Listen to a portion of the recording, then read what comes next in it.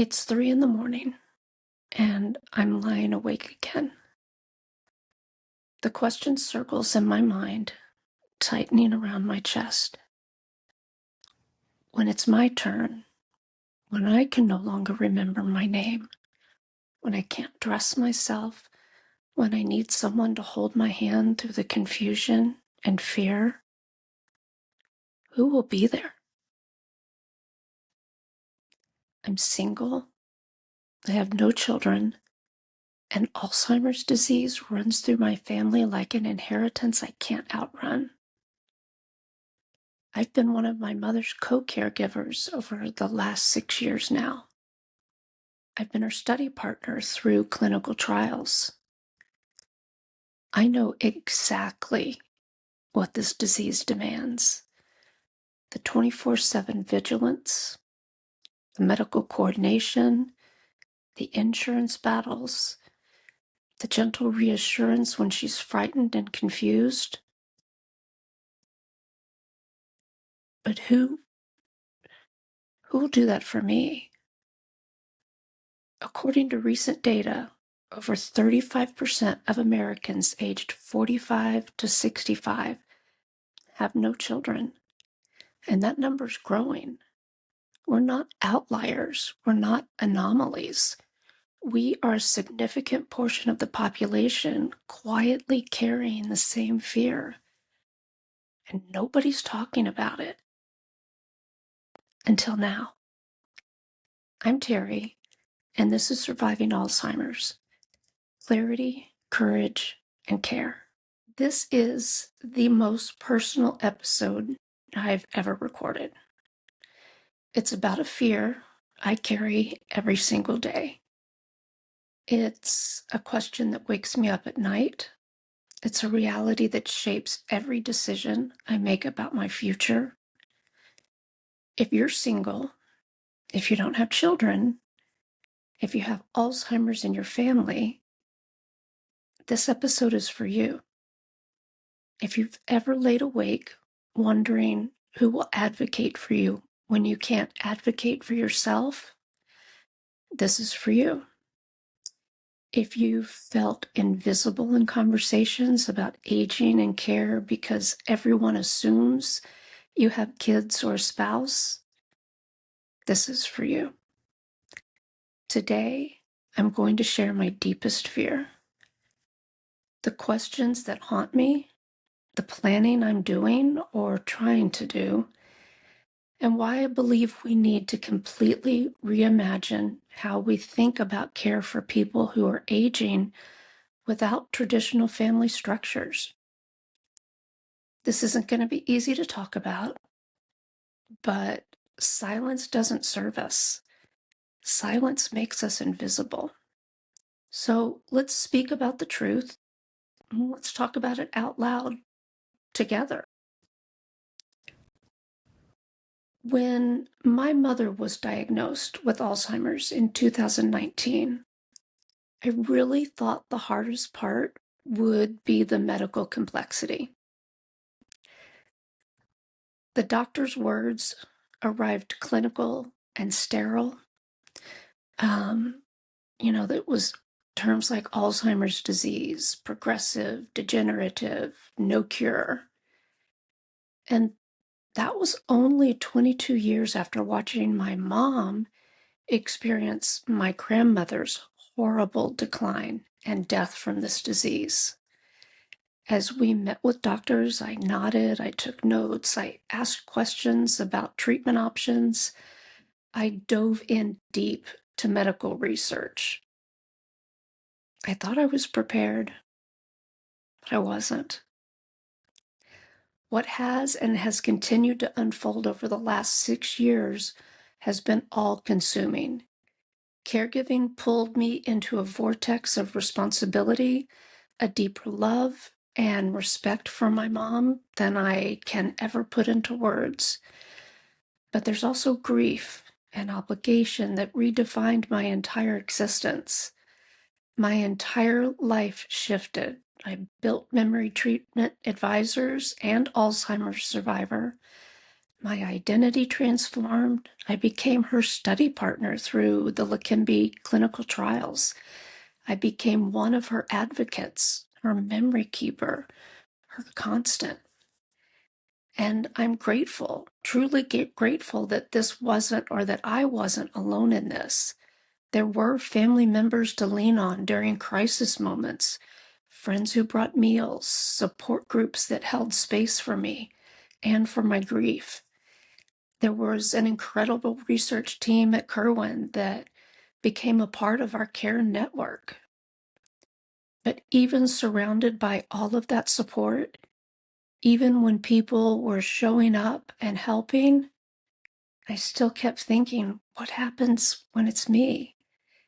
Because here's my reality. I'm single. I have no children. I don't have a partner who's committed to me in sickness and in health. There's no one standing in line, waiting to catch me if and when I fall. No one whose life I've shaped since birth. No one who carries my DNA or to take my stories forward. No one that's obligated by blood and love with decades of relationships to show up when I can no longer show up for myself. And that terrifies me because I know exactly what Alzheimer's demands. I've lived it from the inside. I know the hours. I know the complexity. I know the emotional toll. I know the love that it requires. And I look at my future and I wonder, who will give that to me? Society doesn't often speak about people like me. There's an unspoken cultural assumption that aging means you'll have adult children, a spouse to help carry the load, or extended family nearby to step in when things get hard. And for those of us who don't have those relationships or don't have them in a reliable, sustainable way, the future looks fundamentally different. It looks lonely, it looks uncertain, and it looks like a free fall without a safety net. When my mom grows confused and frightened in the middle of the night, she has her new husband to turn to, someone to hold her hand and whisper reassurance. When she needed someone to manage complex medical schedules, coordinate with neurologists, monitor for ARIA, track infusion appointments, fight insurance battles, there was someone there to manage it all. But who'll do that for me? Who will notice when I start repeating myself? Who will catch the subtle changes that signal something's wrong? Who will insist biomarker testing when my doctor dismisses my concerns as normal aging? Who will advocate fiercely, relentlessly, when I can no longer advocate for myself? These are not hypothetical questions for me. They're planning questions, urgent questions, because Alzheimer's strips away autonomy, piece by piece. First memory, then reasoning, then judgment, and independence. Eventually, you have complete care for every aspect of daily living. For someone without children or a committed partner, planning for that kind of comprehensive, round-the-clock care feels like standing on the edge of a cliff and looking down into a fog so thick you can't see the bottom. So I've tried to do the math. Long-term care, memory care, cost anywhere from $5,000 to $10,000 a month. Sometimes it costs a lot more than that. Over 10 to 15 years, I need to plan for $600,000 to $2 million. And that's assuming care is still even available. We're already facing massive caregiver shortages, and by the time I might need care, I'm not confident anybody will be left. I've heard the horror stories. I've seen the facilities where people without family members languish. I know what it looks like. I know what it smells like, where the staff is stretched so thin they can't possibly provide individualized care, where someone without an advocate gets overlooked, neglected, and sometimes worse. Will I be treated with compassion by strangers, or will I be just another patient, another body to feed and change and move through the system because there's no family member reminding staff that I was once a vibrant, accomplished person, that I was loved? Who will make medical decisions when I can't? Who determines when to start treatment, when to stop aggressive interventions, and what quality of life even means? And here's the question that breaks me. Who will love me through it? Caregiving isn't just task and logistics. It isn't just medication, management, and appointment coordination. It's love. It's showing up when someone is scared and confused. It's holding them when they cry. It's giving them dignity when the disease systematically strips away their ability to maintain it themselves. It's remembering who they were when they can't remember anymore. How do you plan for love when you don't have family to give it?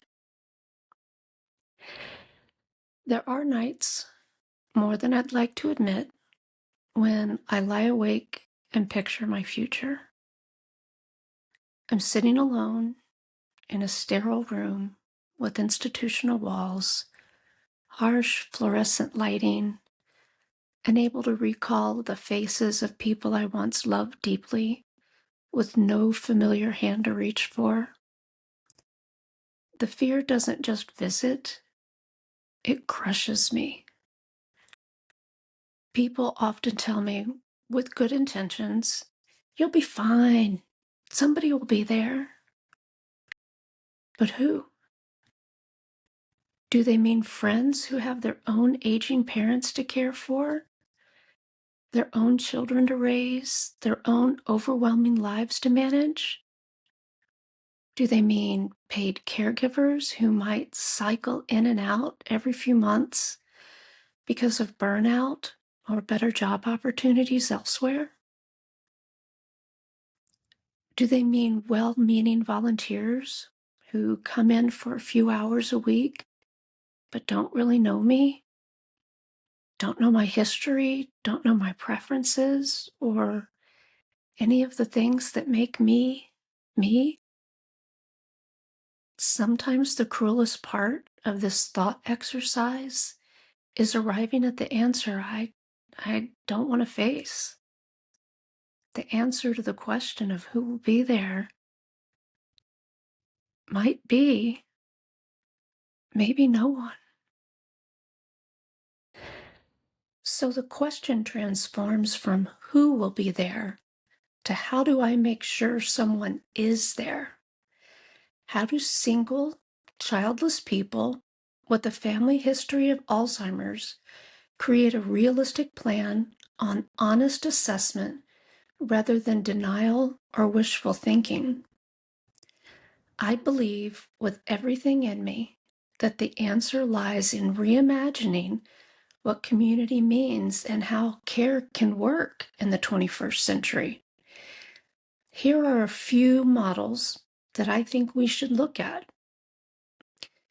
First are caregiver co-ops, groups of people, friends, neighbors, chosen family, who formally commit to supporting one another through aging and illness, not casual promises, but actual legal agreements, structured systems with financial planning built around mutual care.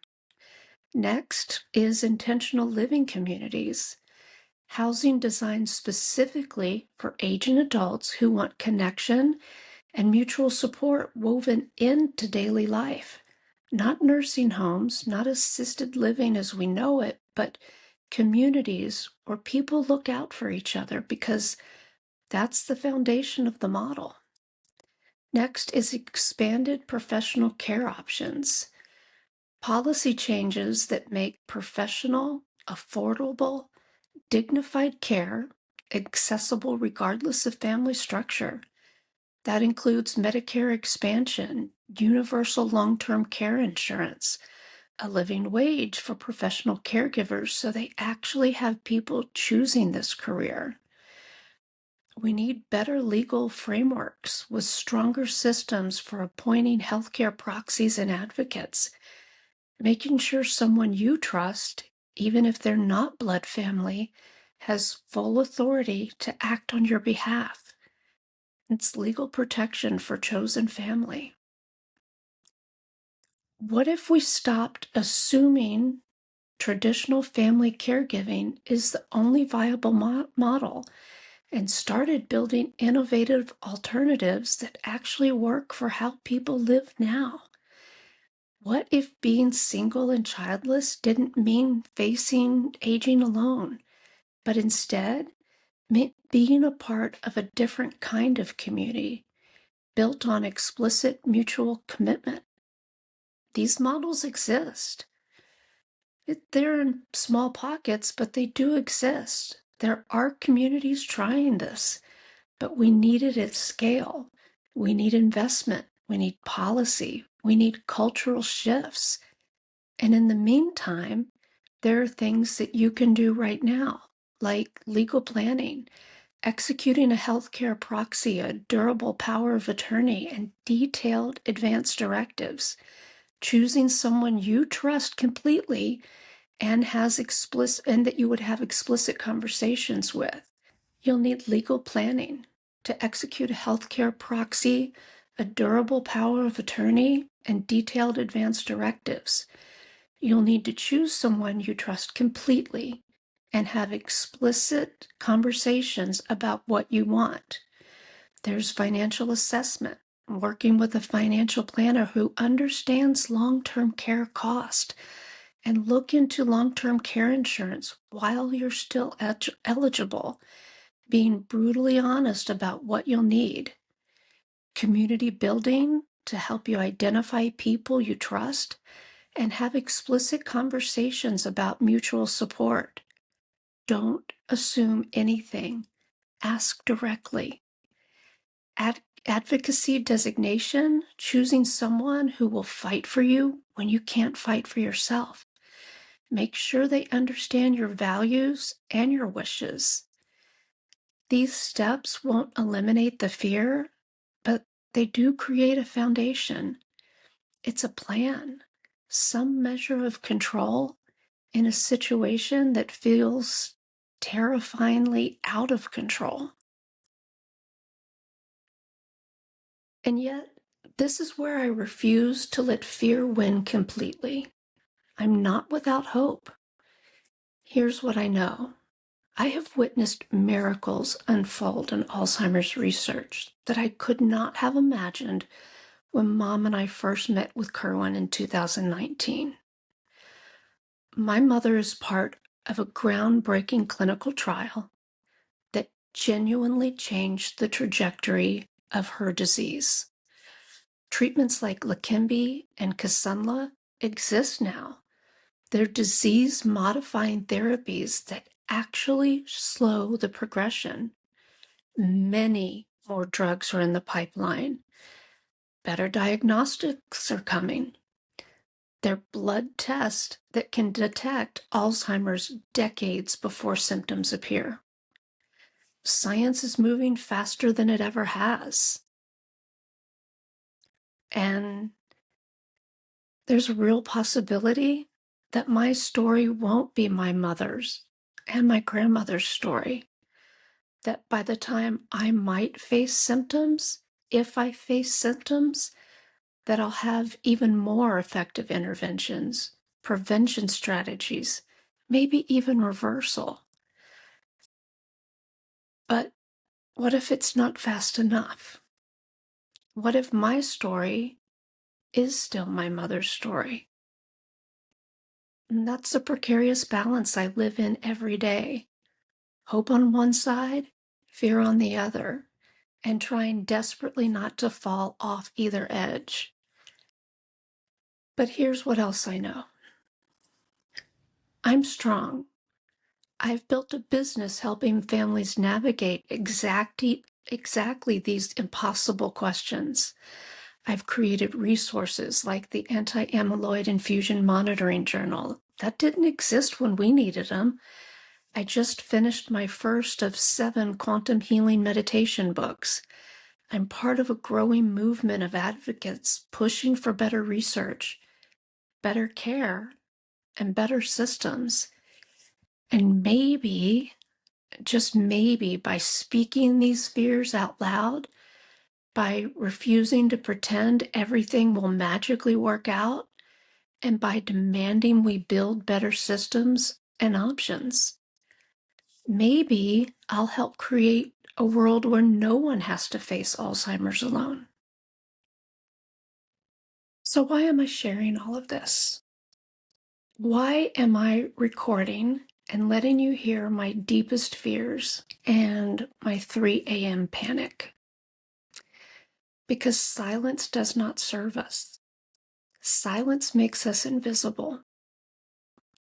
And there are so many of us, millions of women and men who quietly, privately wonder, who will be there when I forget? We deserve acknowledgement. We deserve solutions, and we deserve a plan for futures that look different from our parents' generation without being told we should have made different life choices. Over 35% of Americans aged 45 to 64 have no children, and that number is growing. We're not outliers. We're not anomalies. We are a significant portion of the population, and we deserve systems that work for us. I don't want to be invisible. I don't want my story to disappear before it even begins. I don't want to become a cautionary tale or a statistic that makes other people grateful they have children. I want to face this fear directly, and I want to invite others to face it with me. Because in the end, Alzheimer's isn't just about forgetting. It's about remembering what matters most. And what matters most is connection, community, dignity, and love. So I'll keep asking the question, who will be there when I forget? And I'll keep fighting for better answers. I'll keep building resources and relationships and systems that acknowledge reality while reaching toward hope. I'm working every day to make sure the answer to that question is someone will be there, a community will be there, a system that works, and a world that cares. They'll all be there. If you're listening to this and carrying the same fear that I carry, you're not alone. If you're single, childless, facing dementia risk, and wondering who will be there for you, you're not alone. There are concrete steps you can take right now, like legal planning, financial assessment, community building, advocacy designation, and treatment exploration. There are concrete steps you can take right now: legal planning, financial assessment, community building, advocacy designation, and treatment exploration. At Memory Treatment Advisors, this is exactly the kind of conversation I hold space for. I help individuals and families create personalized roadmaps for prevention, treatment options, and long-term care planning that acknowledge your unique situation without judgment, without assumptions about what your family looks like. We face these questions together with clarity, courage, and concrete actions. You can book a free 10-minute clarity call at memorytreatmentadvisors.com. Just go to the scheduling button, because you don't have to walk this path alone. Even if you're single, even if you don't have children, and even if you're terrified, we'll figure this out together.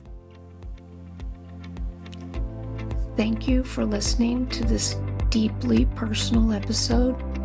If it resonated with you, please share it with someone else that might need to hear it. Leave a review, subscribe, like, do all the things. It really does help. And remember, we move forward with clarity, courage, and care. I'm Terry. Until next time, take care of yourself. You matter. Your future matters.